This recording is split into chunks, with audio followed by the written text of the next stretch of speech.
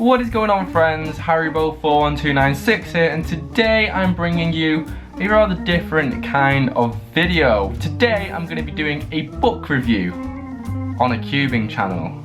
Here's the twist. The book is Speedsolving the Cube by Dan Harris.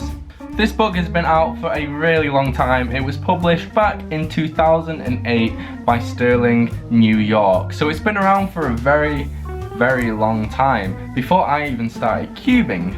For the average non-cuber, if you can solve a Rubik's Cube in less than a minute, it is like world record speed. But we all know that you need to be getting sub 10-second solves if you're actually going to be world class. And it's true that the aims of many cubers nowadays are simply to just get as fast as possible. And there is a whole economy in the cubing community in which new speed cubes are being made, new companies are forming and joining together to make faster cubes. And I predict Dan Harris, the man, saw some kind of opening and decided to write this book. And today we're going to be looking at it. First and foremost, at the very beginning of the book, we have a nice little section which has a few facts about the Rubik's Cube. Gives you a short history about how it was made, and then it also tells you some of the past and present world records for each individual cube. The only issue with this now is that it is slightly outdated, as the records end as of 2007, obviously, so the book could come out in 2008. If you have been cubing for a long time though, it is quite nice to look back and see some of the famous names that you looked up to back in the day.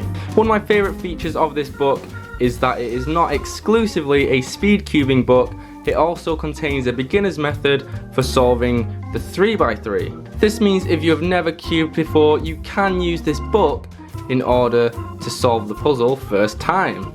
I also find it really neat that later on in the book it also shows you how to solve a 4x4, 5x5 and then 2x2. I think it really is awesome that it doesn't just deal with 3x3 speed solving, but has a huge scope that will help any kind of cuber solve most kind of puzzles. I also really like the fact that the speed solving section of the book does not just focus on algorithms, it actually shows you the best solutions for things such as solving the cross. It also goes into great detail about the 3-color rule, one of the most important things when speed solving that cubers should know. This particular method of speed solving does use Friedrich. If there is one thing that isn't as good about this book, it's that it doesn't use other methods such as Roux or the Petrus method or other methods like that. This said, the Friedrich method itself is very detailed. It shows you both how to do F2L intuitively, and then it also has a rather large list of algorithms for those really difficult F2L cases.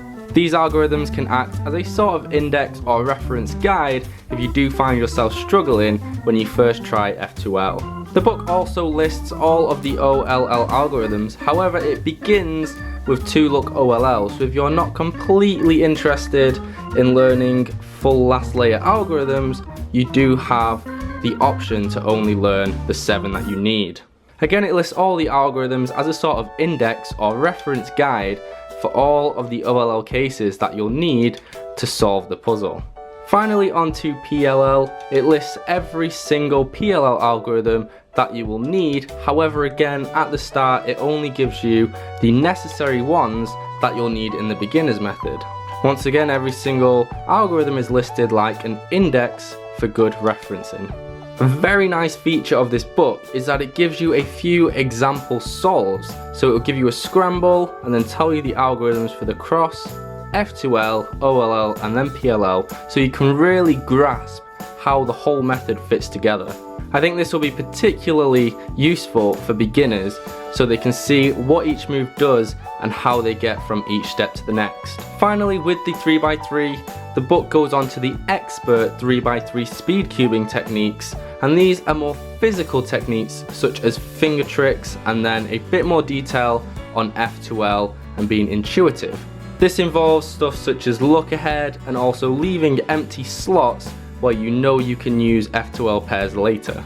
At the very end of the book, after teaching you how to solve a 2x2, 3x3, 4x4 and 5x5, it has a general tips section in which it just gives you some handy pointers on how to solve the cube. Finally, the last chapter is a pretty patterns chapter, and this goes through all of the little patterns you can do on a 3x3 Rubik's Cube.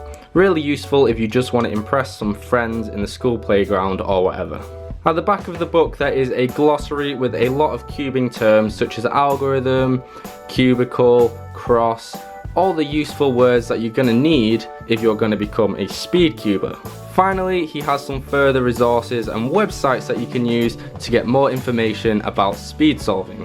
Anyway guys, this has been Speed Solving the Cube by Dan Harris. In my opinion, it is the single best speed cubing guidebook out there, and probably the only one you will need in your whole time of cubing. The way that it scopes all the way from beginner level all the way up to world class is really nice, and I think it's very useful if you are just starting out or if you do want some tips to get those much better times. Guys, I hope you have enjoyed this video. If you have, leave a like, leave a comment for any other reviews or books you might want me to review, and then of course subscribe, and I will see you guys in the next video. Have an awesome day. Bye bye.